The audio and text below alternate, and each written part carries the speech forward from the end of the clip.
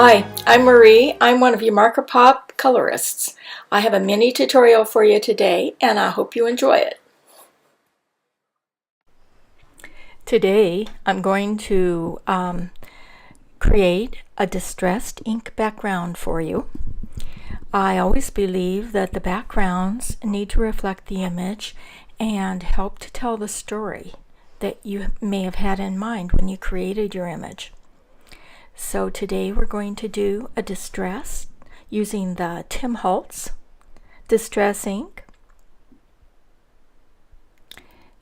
And we're just going to be applying this to our background.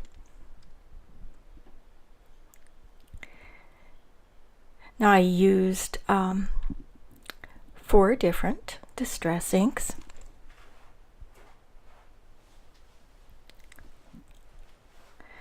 I used Bundled Sage,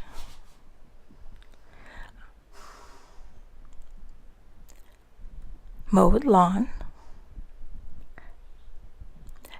Gathered Twigs, and my very favorite, Vintage Photo. You will use that sparingly because it's very intense. I'm also going to show you how I used some texturizing with some watercolor pencils. These are Inktense.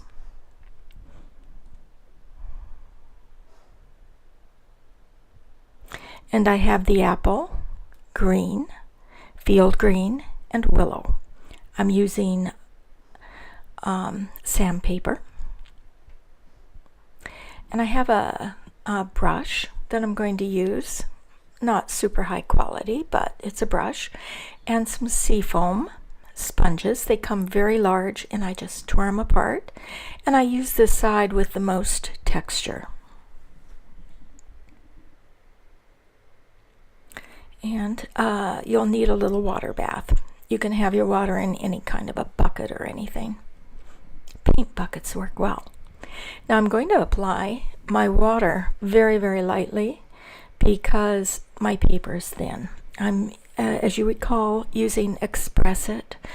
And so in order to avoid buckling, some people actually tape the 4 edges. But I've been pretty fortunate and not had any buckling.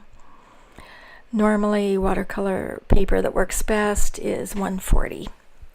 Now I'm going to take my one of my greens, probably my mid-tone of my green, my field green, and I'm just going to attach it to an acrylic block and then place it where I have some water.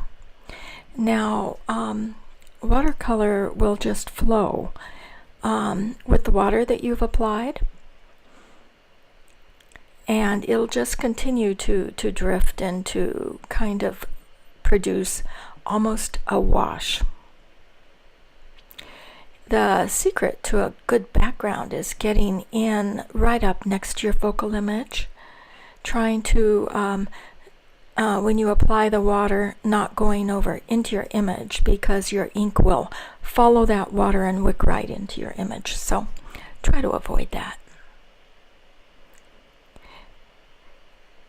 And just working in very small areas, because you will want to work while your water is still wet at this point, because you will want to get that watercolor washed effect. It's really great. I love washes. No two will ever be the same.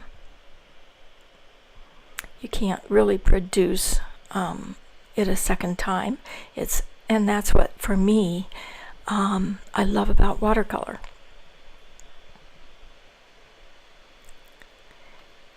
And again, just lightly applying the water and then dabbing on a little bit of some green again. I called it apple or field green, but what it actually is mowed lawn. Yeah, that was my mid-tone.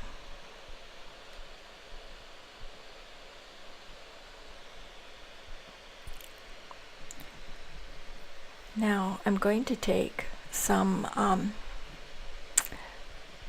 sponge with the area with the texture, and I dipped it in a little bit of water and then touch it to my mowed lawn, and just keep squeezing that water out, touching it to the ink, and then just tapping it in different areas. Now I'm going to repeat the process with my gathered twigs. Just put a little bit on your acrylic block and dab a moistened sea sponge, and just check it and use the side of the sponge you want for your texture. Just dabbing it lightly. You don't want to blend too much. You just want to have some sponged texture on there. Now, this is a very intense, vintage photo is, so we're going to go much lighter as we're dabbing this on. And we're repeating the process. A little bit vintage photo on there. And dabbing. I'll probably go heavier with the vintage photo with the lower portion than I would the upper, but you'll want some all over it, but I probably will go heavier at the foot area of the image. It's a fun technique. You're going to get really quickly addicted to this. Hope you give it a try. Now what this is doing is actually allowing little Marci here to live in some space and time. She isn't just out there in thin air. Everything for perspective has a little bit of space and time around it, and that's what I'm hoping these backgrounds will do. For added texture, I'm taking a little bit of my watercolor and I'm just scraping it on my sandpaper and allowing it to fall in the areas that still have moisture. They're still a little bit wet, and that dampness will allow that textured watercolor scrapings to adhere. I applied a little bit more moisture at the bottom because it had dried out, and so now I'm going to reapply some more scraping from my watercolor pencils, just giving a lot of texture. This is a technique from Dina Cowell that I learned, and I love the technique. I just love it. I teach background techniques, but I have a great group of students, and so I know they won't mind if I share this one background with you.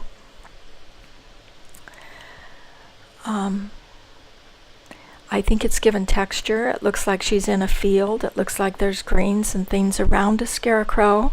So again, attempting to tell the story through backgrounds.